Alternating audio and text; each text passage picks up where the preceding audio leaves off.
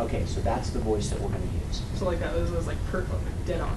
Well, yeah, and I know that they care enough about Ruby that if something sounded crappy, they'd probably write me back and go, hey, can we get this line again? Or could you give us a couple of variations on this? In fact, just last week, they had forgotten to put a bunch of effort noises, like jumping or hitting the ground or swinging, throwing a punch or something like that.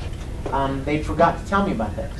So they sent me an email like, can you please record us 5 jumps, 5 landings, 3 punches, So I did all that and then sent it to them. 2 minutes. It's boy time. Wait. Hi. Am I okay asking you? I promise. All right, go ahead. Okay, so when you're getting ready to go and record or act in general, because you are one actor, what's your best motivation for getting the character? Say it'd be like Edward, who's angry all the time, or Spirit's not angry. And my friend is not here, she can answer that as well, but... Sorry? What was the last thing you said? No, because there's only 2 minutes. All right, left. so one question. Just answer the way, right? Yes. You know what? One of the downsides of voice acting is you don't get a lot of time to prepare. Time is money. When you're renting a recording studio, and you're paying an engineer, and you're paying an actor, and you're paying a director, like the quicker you can do your job, the more they like you. If you can record 25 lines in an hour, that's great. But if there's a guy that can record 40 lines an hour, they like that. You know what I mean? So you don't get a lot of time to like, wait, let's research a little bit and this kind of. You go in from the beginning. You go and you take a look at the character. I mean, what he looks like is often very communicating, right? Of what kind of person he is. Then you may listen to the Japanese actor who did it the first time. Sometimes you use that as a reference, sometimes you don't. It really depends on what the director wants. It depends on what the Japanese company that created the show. For instance, there are some shows that the Japanese company will say, here, have at it. Do whatever you want with it. It didn't do very well here. We don't care. Make it funny, cast different voices. It doesn't matter to us. But then there are shows like Full Metal, and Bleach, and Vampire Night, and shows that the Japanese company is really, they want to make sure that the voices in English sound like they want them to sound. And they even end up casting the shows. Literally. Like Funimation did not necessarily cast the lead characters in Full Metal. Funimation gathered the auditions and sent their 5 top picks, or their 3 top picks for Ed, or Winry, or Al, or whatever, you know what I'm saying? Sent them to the Japanese company that made Full Metal, and then they made their choice from that short list. So it really depends sometimes on how important the show is to the creators. So maybe the Japanese original, the character's look and attitude, the director's vision for the character, and then also the actor's vision for the character.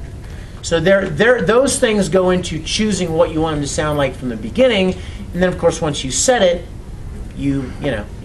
then that's what you do every time. And sometimes long periods of time will go by between when you recorded a show, like the first 3 episodes, and then you don't come back for 6 months, and then they bring you back for more episodes, and you're like, I have no idea what I did with this character. I don't remember what I did.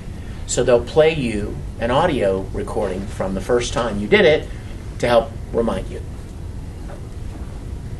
Yes, in the back. Do you and the Full Metal cast ever get back together and do like a... You know what? I would love to say that we do. We don't, because I don't know if you guys know this, but we don't record at the same time.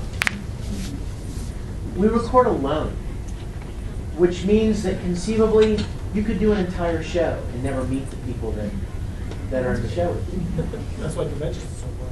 Pardon me? That's why conventions are so fun. Oh yeah, in fact, the majority of time that I've spent with other actors is at conventions.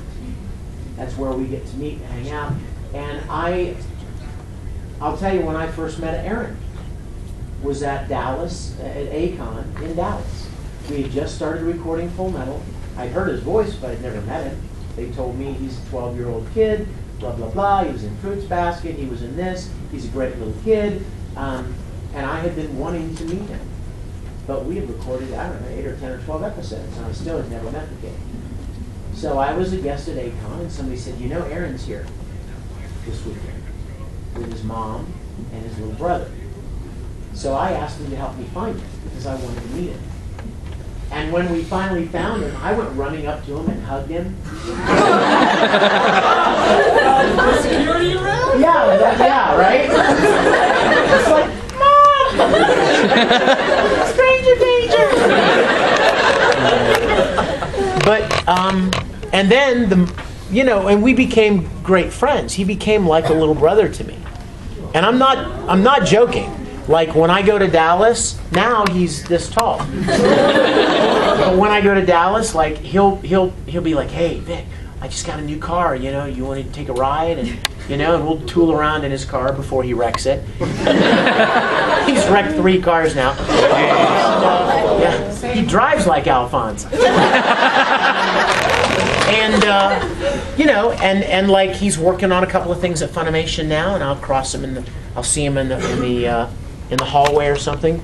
I've become very dear friends with a lot of those people, but not because we record together, only because we see each other maybe passing the studio, or we see each other at conventions. Caitlin and I are very close, and Travis, Laura, Mike McFarland, Jamie, yeah, we've spent time together at conventions. I'll tell you something that may make you go, you're kidding.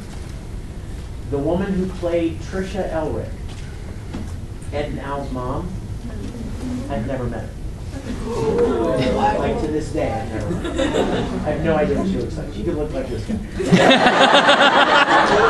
guy. Because, how many lines does Trisha Elric have? Not a lot, right? Which means she's in and she's out. And if I don't happen to be there during that hour and a half that they needed her to record her whole performance, I'll never see her. And if she doesn't do conventions, I won't meet her. And she doesn't. So it's really kind of sad.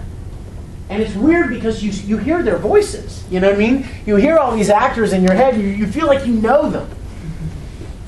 I heard Travis, Willingham, who played Mustang, and I hear these voices for 10, 20, 30 episodes, and then you finally meet them. You feel like you've known them forever. It's a really interesting thing, and it's very different than stage acting. It's extremely different than theater acting. Because in theater, you're on stage with the people. You're interacting with them. You're looking them right in the face. You know what I mean? You're performing on stage with them. But voice acting, you're completely by yourself, which is one of the challenges to it. And that is to make it sound like you're actually talking to people and you're interacting and connecting with them when you're really not.